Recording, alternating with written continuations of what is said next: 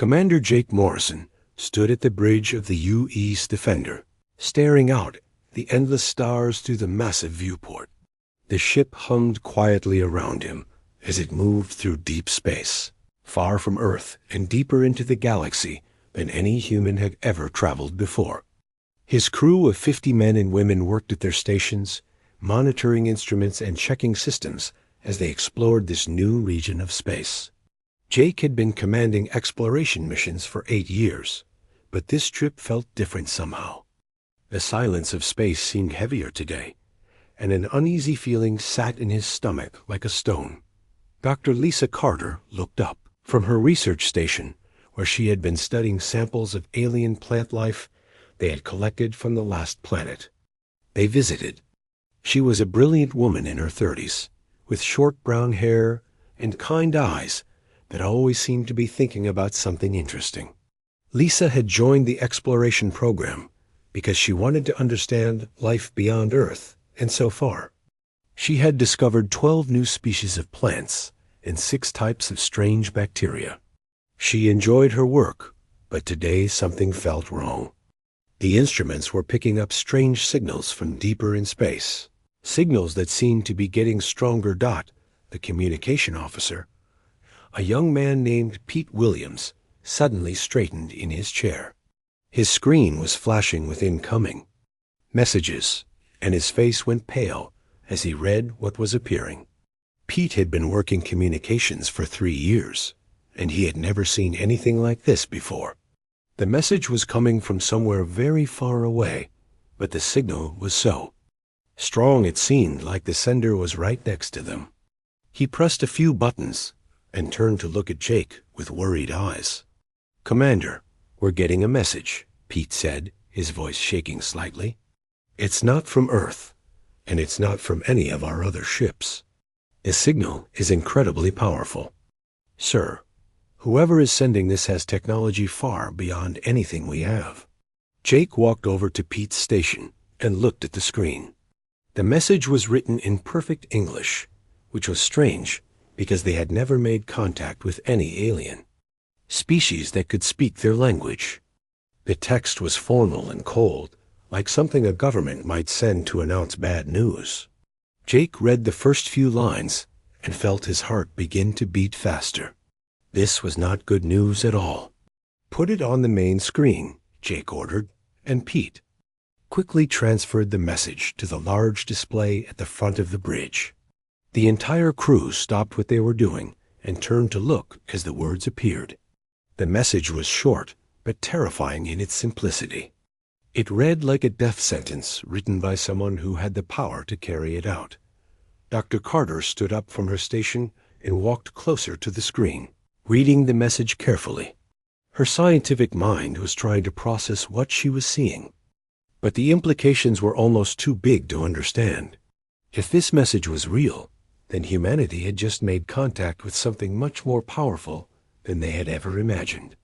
And that something was not friendly. The message began to change, and suddenly the screen filled with the image of a creature that looked like nothing any human had ever seen. It was tall and thin, with green-scaled skin that looked tough like armor. Its eyes were large and yellow, and when it spoke, its voice was deep and commanding. The creature wore what looked like military clothing, covered in symbols that probably meant rank or position. Behind it, other alien figures could be seen, all of them looking serious and threatening. "Primitive species of the 3rd planet," the creature said, its voice filling the bridge with authority. "I am High Chancellor Vex Thill of the Galactic Council. Your rapid expansion into the galaxy has been noted and deemed problematic. You have 72 of your planetary rotations to withdraw all human presence beyond your solar system's boundaries, or face total annihilation." The creature continued speaking, and with each word, the situation became more frightening. The Galactic Council, it explained, was made up of 12 different alien species, each one more advanced than humanity. They had been watching Earth for some time, and they had decided that humans were expanding too quickly and too aggressively into space. The Council had assembled a massive fleet of warships from all 12 species, and they were prepared to destroy every human settlement outside of Earth's solar system. Jake listened to the message with growing anger and fear. Who were these aliens to tell humanity where they could and could not go? Earth had been exploring space peacefully, making scientific discoveries and trying to understand the universe. They had never attacked anyone or threatened any other species. Yet here was this council treating them like dangerous criminals who needed to be contained. Dr. Carter was taking notes as the alien spoke, her scientific training helping her stay calm even in this terrifying situation. She noticed that the creatures seemed to know a lot about human expansion into space, which meant they had been watching Earth for a long time. The Council knew about every human colony, every research station, and every mining operation. They had been studying humanity like scientists study insects, and now they had decided that the insects were becoming too numerous. The message showed images of the Council's fleet, and Jake felt his blood run cold. There were hundreds of ships, each one larger than anything humanity had ever built. Some of the vessels looked like they could destroy entire planets, while others seemed to bend space around them in ways that human science could not explain. The aliens had technology that was thousands of years ahead of anything Earth possessed. High Chancellor Vexto's image became larger on the screen as he delivered his final warning. You will comply with this order, or your species will be removed from the galaxy permanently. We have eliminated other primitive races that refuse to accept their limitations. Your choice will determine whether humanity joins them in extinction or learns to accept its place in the natural order. The message ended, and the screen went black. The bridge was silent, except for the quiet hum of the ship's engines. Every person in the room was trying to process what they had just heard. Earth had been given an ultimatum by a powerful alien. Alliance, and the choice was simple: submit or die. Jake looked around at his crew and saw the same mixture of fear and anger in their faces that he felt in his own heart. These aliens thought they could push humanity around because they had bigger ships and more advanced weapons. They believed that humans would simply give up and crawl back to Earth like scared animals. But Jake knew something about humanity that these aliens did not understand. When humans were threatened, they did not surrender. They fought back, and they fought with everything they had. The commander turned to Pete and spoke in a calm, steady voice. Send a message to Earth immediately. Tell them about the Council's ultimatum. And Pete, make sure you mark it as priority 1. Every leader on Earth needs to know about this right now. As Pete began transmitting the message, Jake stared out at the stars and felt something growing inside him that was stronger than fear. It was fury, and he knew that every human in the galaxy would feel the same way when they learned what the Council had demanded. The aliens had made a terrible mistake. They had threatened humanity, and now they were going to learn what happened when you backed Earth's children into a corner. President Robert Hayes sat in the emergency meeting room, deep beneath the White House, his face grave as he listened to the recording of the alien message for the 3rd time. Around the long table sat the most powerful people on Earth, each one trying to understand the magnitude of what they were facing. The room was filled with tension, so thick it seemed to press down on everyone present. Robert had been president for 4 years, and he had dealt with wars, natural disasters, and economic crises, but nothing had prepared him for this moment. General. Patricia Stone slammed her fist on the table, making several coffee cups jump. She was a tall woman with steel-gray hair and eyes that burned with determination. Patricia had served in the military for 30 years, rising through the ranks by being tougher and smarter than everyone around her. She had fought in 3 wars and had never backed down from a fight, and she was not about to start now. They think we're just another primitive species to be bullied into submission, Patricia said, her voice filled with anger. They have no idea what humanity is capable of when we're cornered. These aliens picked the wrong species to threaten.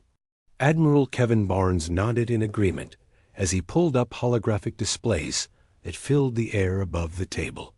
Kevin was a quiet man who had spent his entire career preparing for threats that most people never even imagined.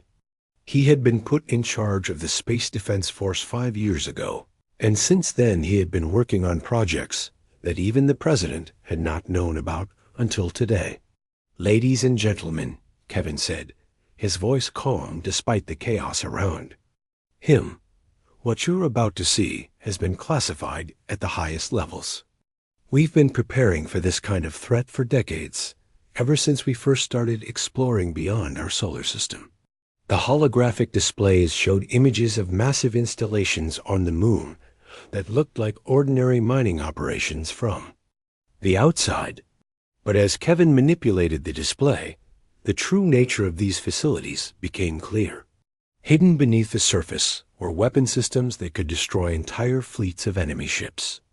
Railguns the size of city blocks were disguised as mining equipment, and each one could fire projectiles at 30% the speed of light. Dr. Amy Rodriguez, a small woman with dark hair and intense eyes, looked up from her tablet where she had been reviewing technical specifications. Amy was the head of Project Prometheus, a weapons program so secret that only 12 people in the entire world knew it existed. She had been working on this project for 8 years, and now it seemed like all her work was about to be put to the ultimate test. "The Starbeam cannon is ready," Amy said quietly. "We've been testing it for months using small targets, but it's designed to channel the power of our sun into a focused beam that can cut through anything. The platform is hidden behind Jupiter, where no one would think to look for it." Robert felt a mixture of pride and fear as he learned about the weapons his government had been building in secret. Part of him was amazed at human ingenuity and determination, but another part of him was terrified of what would happen when these weapons were used. The aliens had given humanity 72 hours to withdraw from space, but Earth was about to show them that humans did not retreat when threatened. Captain Steve Mitchell appeared on the main screen via secure video link from somewhere in the Pacific Ocean. Steve was the commander of humanity's most secret military unit, a fleet of submarines that could travel through space using technology that even Earth scientists barely understood. The submarines looked ordinary from the outside, but they were equipped with engines that could fold space and allow them to appear anywhere in the galaxy without warning. "Mr. President," Steve said, his voice crackling through the secure connection, "the fleet is ready to deploy. We have 24 submarines, each one carrying enough firepower to destroy a small moon. The aliens won't see us coming because our ships exist partially outside normal space. We can hit them from angles they never knew existed." General Stone stood up and walked to the holographic display, pointing at various locations throughout the solar system. Each point of light represented a human installation that looked peaceful from the outside, but was actually a military fortress. Mining operations on asteroids had been turned into weapons factories. Research stations had been equipped with defensive systems that could fight off entire fleets. Even the seemingly innocent space elevators that connected Earth to its orbital stations were actually massive railguns in disguise. "Every human settlement in the galaxy is about to become a weapon," Patricia said, her voice filled with grim satisfaction. "The aliens think our scattered colonies are a weakness, but they're actually our greatest strength. We've turned every farmer, every scientist, and every explorer into a potential soldier." The room fell silent as everyone absorbed the magnitude of what they were planning. This was not just a military operation.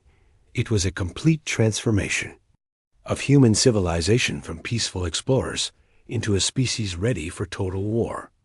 Every person living beyond Earth would become part of the fight, whether they were trained soldiers or ordinary civilians. Robert stood up and looked Around the table at the faces of the people who would lead humanity into this battle, he thought about his children and grandchildren, and about all the other families on Earth who were counting on this room full of people to keep them safe.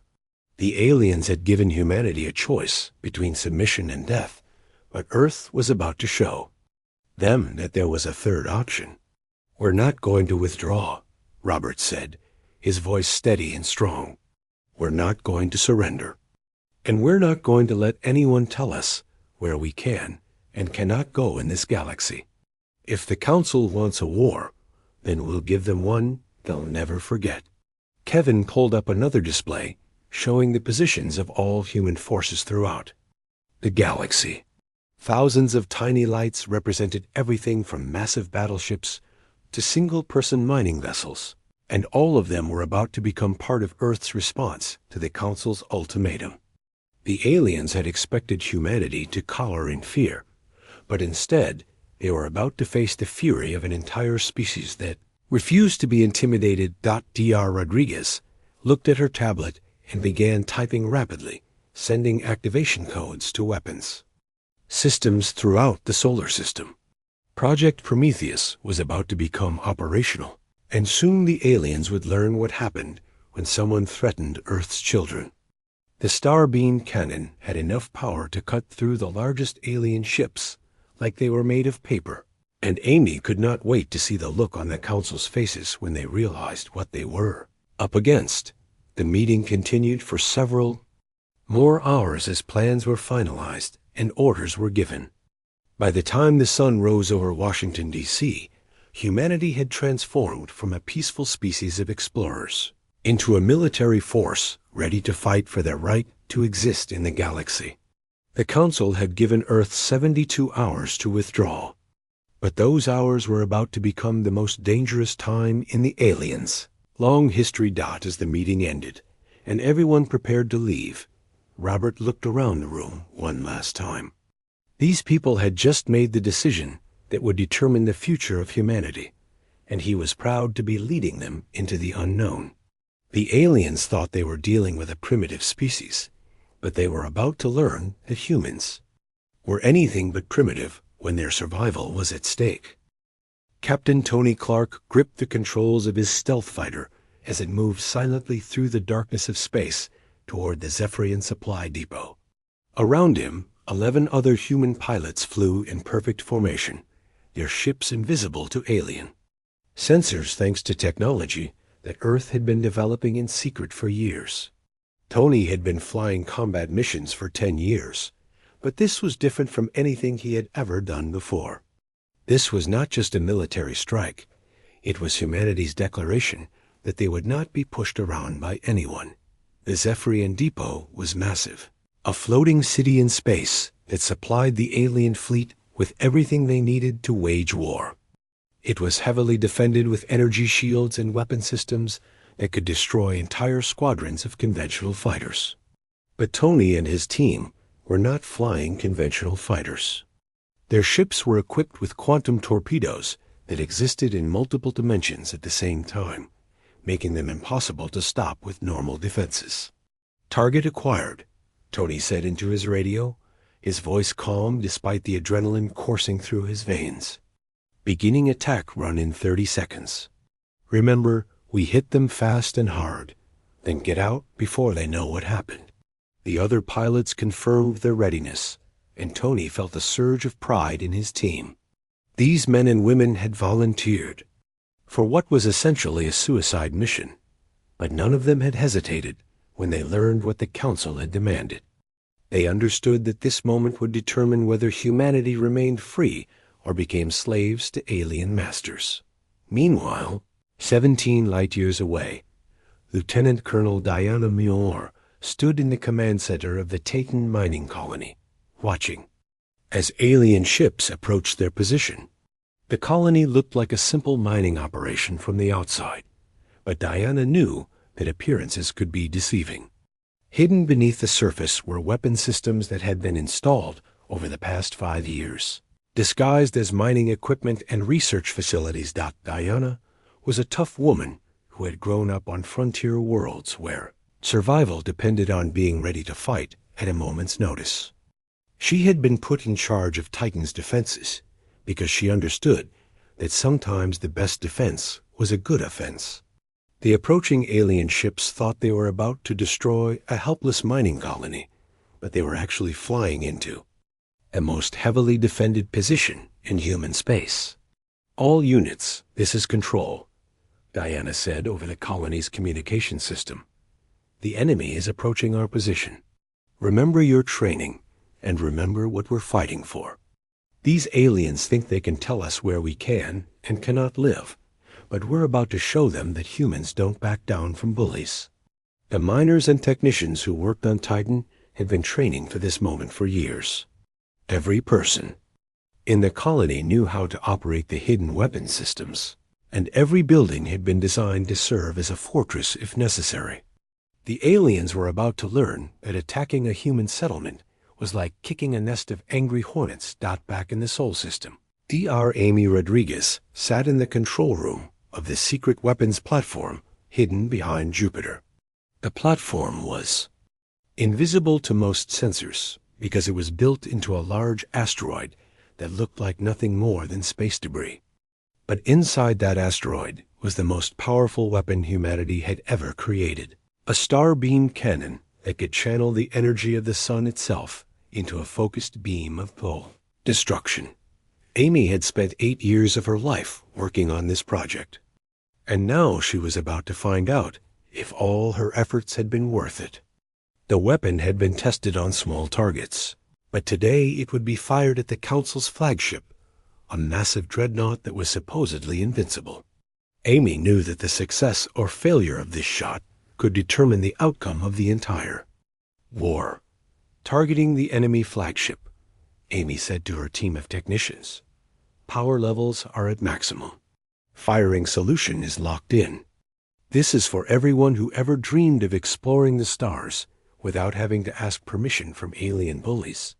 The star beam cannon began to charge, drawing power from the sun through a network of collectors that had been placed throughout the solar system.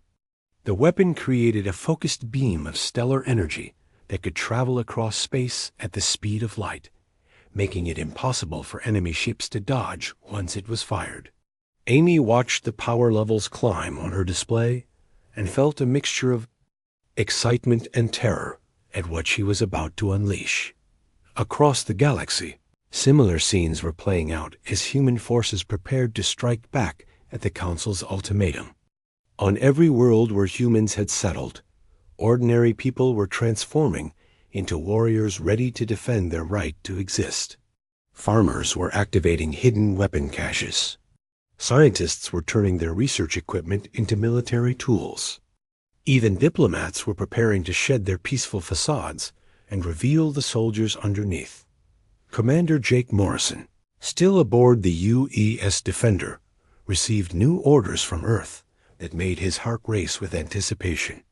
Instead of retreating as the Council had demanded, the exploration fleet was about to become the tip of the spear in humanity's counterattack. Jake and his crew had spent months studying alien technology and gathering intelligence about Council weaknesses, and now that knowledge was about to be put to deadly use. "All hands, this is the captain," Jake announced over the ship's communication system. "We have new orders from Earth. We're not going home, and we're not surrendering. We're going to show these aliens what happens when they threaten humanity. Every person on this ship is about to become part of the most important battle in human history." The crew of the Defender responded with cheers and shouts of determination. These were people who had joined the exploration program because they wanted to see the galaxy and make contact with other species. They had hoped to find friends among the stars, but instead they had found enemies who wanted to destroy everything humans had built. Now they were ready to fight for their species' survival. Tony Clark's stealth fighter reached the optimal firing position just as the first phase of the attack began. The Zephyrian supply depot was surrounded by dozens of alien warships, but their crews were relaxed and confident. They had no idea that human forces were already in position to strike. Tony locked his targeting system onto the depot's main power generator and prepared to fire the shot that would announce humanity's refusal to surrender. "This is for Earth," Tony whispered as he pressed the firing button. The quantum torpedo streaked across space, existing in multiple dimensions simultaneously, making it impossible for the alien defenses to track or intercept. The weapon struck the power generator and exploded with the force of a small nuclear bomb, sending cascades of energy through the depot's systems. The explosion was the signal for attacks to begin, simultaneously across 17 different star systems. Human forces that had been hidden and waiting for years suddenly revealed themselves and struck at council positions with devastating effect. The aliens, who had expected humanity to cower in fear, instead found themselves under attack from an enemy they had completely underestimated. Diana Moore watched with satisfaction as the Titan colony's mining lasers, originally designed to cut through asteroids, proved devastatingly effective against alien hull plating. The approaching enemy. Ships had no idea that they were flying into a trap until it was too late. The weapons that had been disguised as mining equipment began firing, sending beams of coherent energy that sliced through alien shields, like they were made of paper. The battle for Titan was fierce but brief. The alien ships, designed to fight other civilized species with predictable tactics, were completely unprepared for human ingenuity and determination. The colony's defenders used every trick they could think of, from redirecting mining charges to turning industrial equipment into improvised weapons. By the time the shooting stopped, the attacking force had been completely destroyed. Amy Rodriguez watched her targeting display as the Starbeam cannon reached full power. The weapon was ready to fire, and its target was the Council's flagship, a massive dreadnought that was approaching the Sol system with confidence born of 1,000 victories. The alien commander probably thought he was about to face a primitive species with inferior technology, but he was about to learn that humans were full of surprises. "Firing," Amy announced, and pressed the activation button. The Starbeam cannon released 8 years of scientific research and human determination in a single focused beam of stellar energy. The beam traveled across space in seconds, covering the distance between Jupiter and the edge of the solar system faster than the aliens could react. The Council's flagship, supposedly invincible with its advanced shields and armor, was cut in half like it was made of tissue paper. The focused stellar energy punched through every defense the aliens had and destroyed the massive ship in a single shot. High Chancellor Vexthil, who had delivered the ultimatum with such arrogance, watched in disbelief as his supposedly unstoppable fleet began to crumble under humanity's fury. Captain Steve Mitchell stood on the bridge of his submarine as it emerged from subspace directly in the center of the Council's defensive formation. The alien ships around him were massive and terrifying, but Steve felt no fear as he looked at them through his view screen. These creatures had threatened humanity, and now they were about to learn what happened when someone made that mistake. Steve's submarine fleet was humanity's most secret weapon, 24 vessels that could travel through folded space and appear anywhere in the galaxy without warning. The ships looked like ordinary submarines from Earth's oceans, but they were equipped with technology that allowed them to phase in and out of normal space at will. The aliens had never encountered anything like them, and they had no defense against weapons that could fire from impossible angles. "All submarines. This is Mitchell," Steve said into his radio. "We are in position. The enemy has no idea we're here. Fire at will and show them what happens when they threaten our families." The submarine fleet opened fire simultaneously, their weapons appearing to come from empty space as far as the aliens were concerned. Torpedoes materialized inside enemy ships, bypassing their shields entirely. Energy beams struck from angles that should have been impossible according to the laws of physics. The Council's neat defensive formation dissolved into chaos as ships exploded and spun out of control. Meanwhile, on the diplomatic front, Ambassador Helen Davis sat in her office. On the neutral space station, where she had been negotiating with the Council for months. Helen was a small woman with gray hair and kind eyes, but beneath her peaceful exterior was a mind that had been planning the most extensive intelligence operation in human history. The aliens thought she was trying to arrange peaceful contact between their species, but she had actually been gathering information about every Council race's military capabilities and weaknesses. "The intelligence package is complete," Helen said to her aide, a young man named Carl Johnson, who had been posing as a diplomatic secretary. "We know the location of every Council military base, every supply depot, and every command center. We also know which species are unhappy with the Council's leadership and might be willing to switch sides if the war goes badly." Carl nodded as he began transmitting the intelligence data to human forces throughout the galaxy. The months of seemingly peaceful negotiations had actually been an elaborate spy operation, with every conversation and every meeting providing valuable information about the enemy. The Council had been so confident in their superiority that they had never suspected that the harmless human diplomats were actually gathering the intelligence that would be used to destroy them. The Void Walkers, one of the most feared species in the Council's fleet, had been confident that their ability to phase in and out of normal space would give them an insurmountable advantage. Their ships could become intangible when attacked, making them impossible to hit with conventional weapons. But Commander Jake Morrison had spent months studying their technology, and he had discovered something that the aliens did not know humans possessed. "Activate the quantum disruptors," Jake ordered as his ship approached the Void Walker command vessel. The disruptors were a new type of weapon that could affect matter in multiple dimensions simultaneously, making them perfect for fighting enemies who relied on phase-shifting technology. The aliens had never encountered anything like them, and they had no defense against weapons that could strike them even when they were intangible.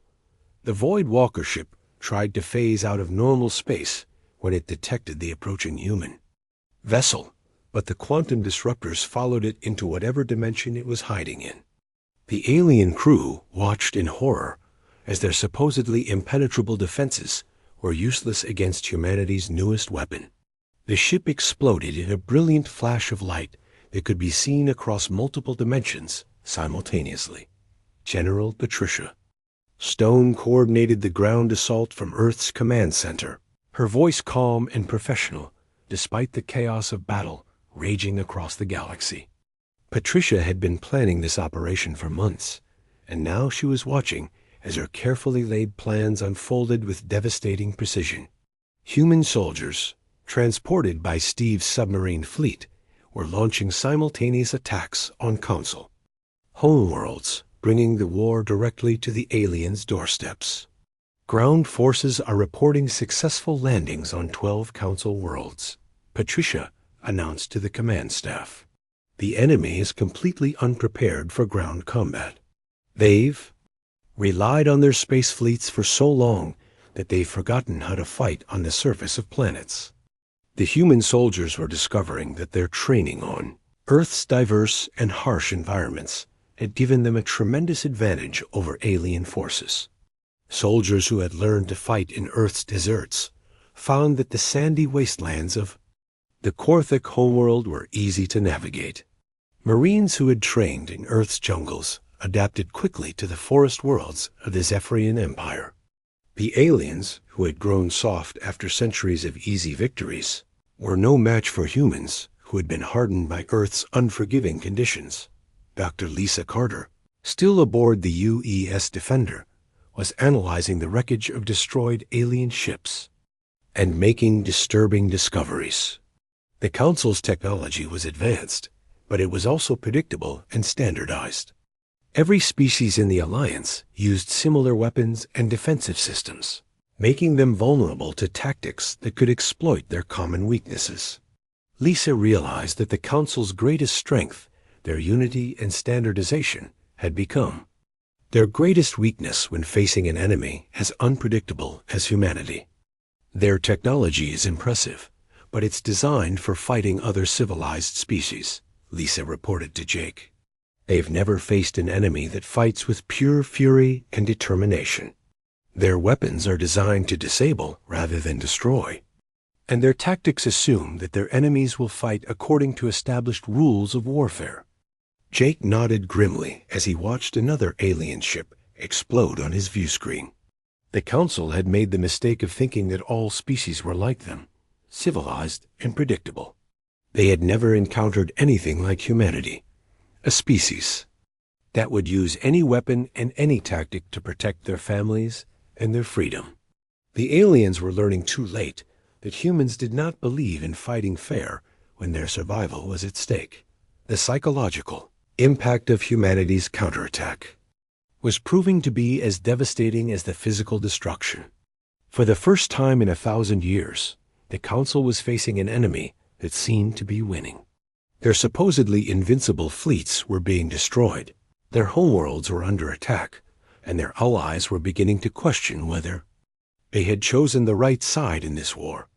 High Chancellor Vexthol, the leader who had delivered the ultimatum to humanity with such arrogance, now found himself trapped aboard a damaged command ship as human forces closed in around him. The flagship that had been cut in half by the Starbeam cannon was gone, along with most of his senior staff. The surviving Council ships were scattered and demoralized, their crews beginning to panic as they realized they were fighting an enemy they did not understand. How is this possible? Vexthol demanded as he watched his forces crumble on the tactical display. These humans were supposed to be a primitive species. Their technology is inferior to ours. How are they defeating us? His military advisor, a creature from the Nexus species with multiple eyes and tentacles, trembled as he delivered his report. Chancellor, the humans are not fighting like other species we have conquered. They are using tactics we have never seen before. Their weapons appear from nowhere. Their soldiers fight with a fury that seems to give them superhuman strength, and their entire civilization has been transformed into a military force overnight. The truth was becoming clear to the Council's leaders. They had underestimated humanity, not because of their technology, but because of their spirit. The aliens had conquered other species by overwhelming them with superior firepower and forcing them to surrender. But humans did not surrender when threatened. They fought back with every weapon they had, and when those weapons were not enough, they created new ones. Captain Tony Clark, who had fired the first shot of the war, was now leading a squadron of stealth fighters in an attack on the Council's main supply lines. The aliens had built their strategy around maintaining long supply chains that connected their scattered forces. But those same supply lines had become targets for human raiders who could strike anywhere without warning. Supply Depot 7 is destroyed, Tony reported as his fighters streaked away from another successful attack. The enemy is running out of fuel and ammunition. Their ships are starting to break down because they can't get replacement parts. The Council's military machine, which had seemed so unstoppable just days before, was grinding to a halt as human forces systematically destroyed everything that kept it running. The aliens had never faced an enemy that understood the importance of logistics and supply lines. They had always fought short wars against enemies who would surrender quickly, but humanity was prepared to fight a long war if necessary. Admiral Kevin Barnes, watching the battle from Earth's command center, felt a grim satisfaction as he saw the tide of war turning decisively in humanity's favor. The secret weapons and hidden defenses that had been built. President Robert Hayes stood at the podium in the newly constructed orbital fortress above Earth, looking out at the assembled representatives of dozens of alien species who had come to hear humanity's terms for peace. 6 months had passed since the Council's ultimatum, and the galaxy was a very different place now. The once mighty Council lay in ruins, their fleets destroyed, and their leaders either dead or in hiding. The species that had once looked down on humans as primitive savages were now begging for mercy. Robert had aged visibly during the war, his hair now completely gray, and his face marked by the weight of leading humanity through its darkest hour. But his eyes burned with the same determination that had carried Earth through the conflict, and his voice was strong as he addressed the assembled aliens. To all species listening, Robert began, his words being translated into hundreds of alien languages simultaneously. Humanity offers friendship to those who approach in peace, but we will show no mercy to those who threaten our people. The age of council tyranny is over, and a new era of galactic cooperation begins today. The alien representatives sat in stunned silence as Robert outlined the terms of what would become known as the Terran Accords. The brutal hierarchy that had dominated the galaxy for 1,000 years was being replaced by a democratic federation where every species would have a voice, but none would be allowed to dominate the others. The humans who had been dismissed as primitive barbarians were now dictating the future of galactic civilization. Admiral Jake Morrison, who had been promoted after his heroic actions during the war, stood behind Robert wearing the uniform of the new Galactic Peacekeeping Force. Jake had spent the past 6 months hunting down the remnants of the Council's fleet, ensuring that no alien military leader could escape justice for their crimes against humanity. His ship, the U.S. Defender, had become a symbol of human determination throughout the galaxy. The peacekeeping force will ensure that no single empire can rise to threaten the freedom of other species. Jake announced to the assembly, "We have learned from the Council's mistakes, and we will not allow the strong to prey upon the weak.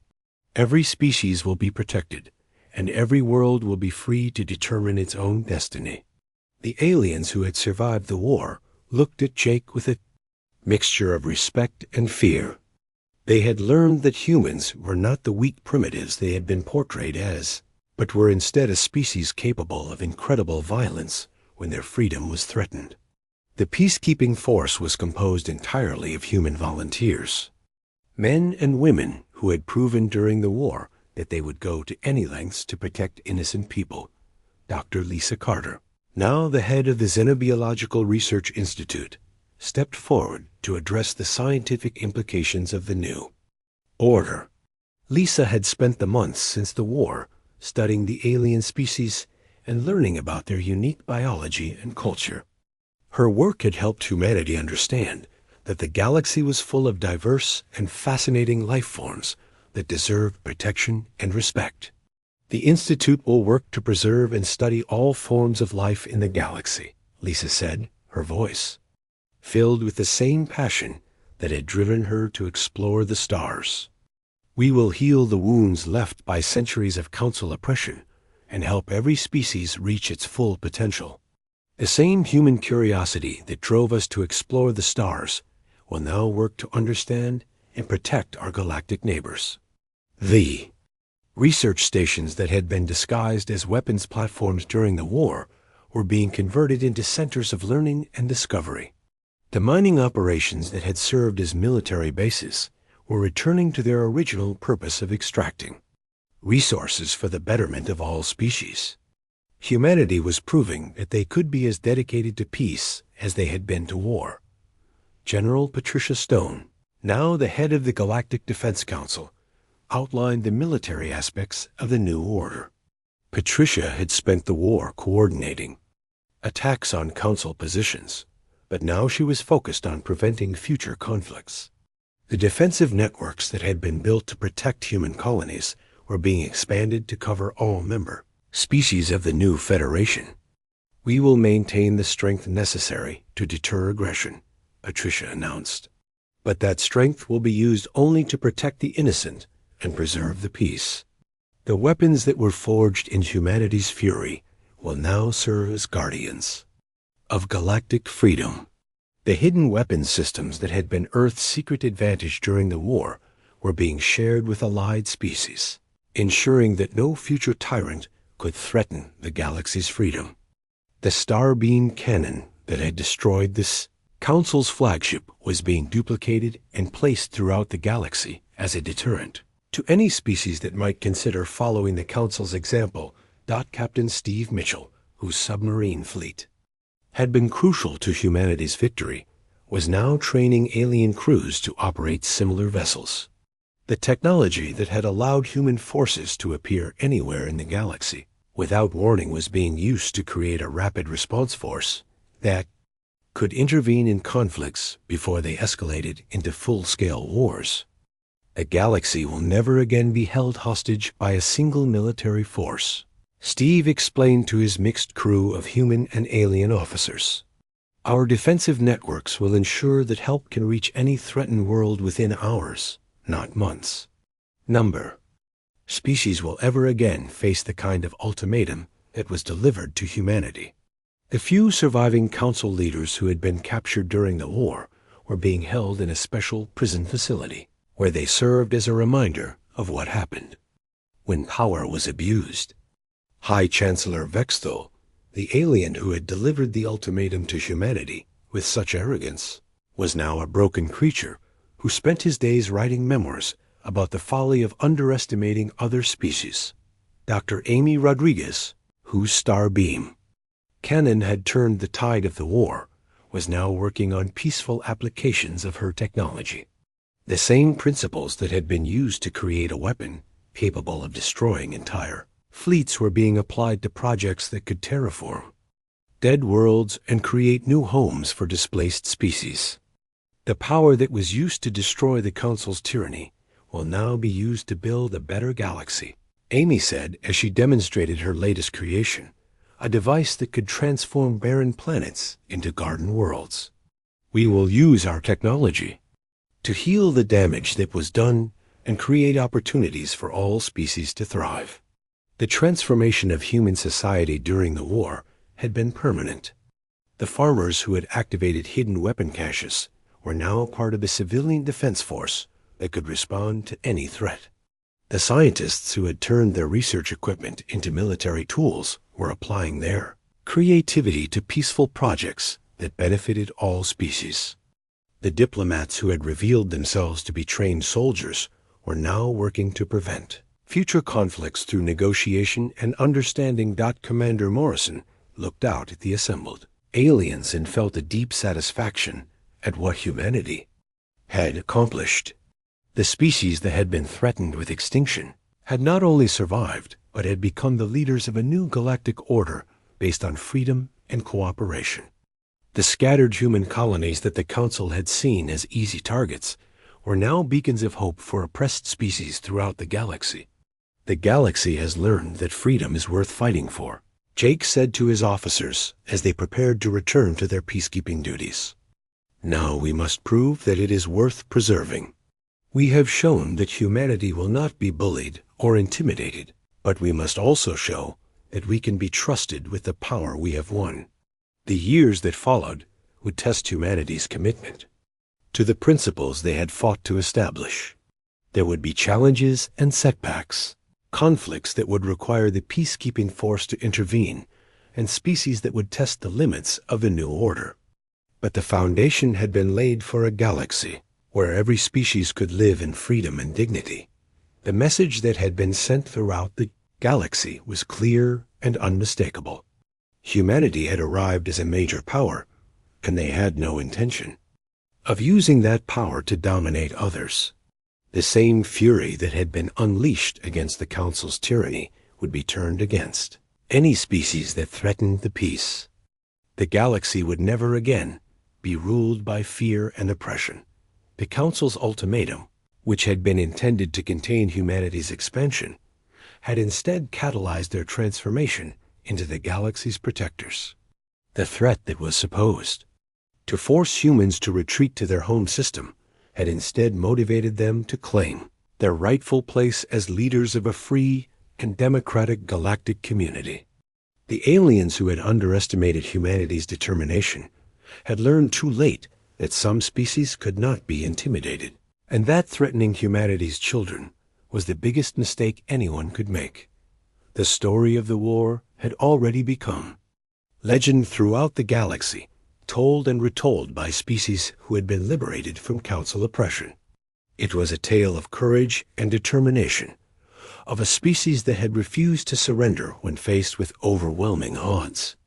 But more importantly, it was a story of hope, proof that freedom and justice could triumph over tyranny and oppression. The galaxy was safe, and humanity had earned its place among the stars, not through conquest or domination, but through the strength of their convictions and their willingness to fight for what was right. The Council had threatened humanity with extinction, but Earth had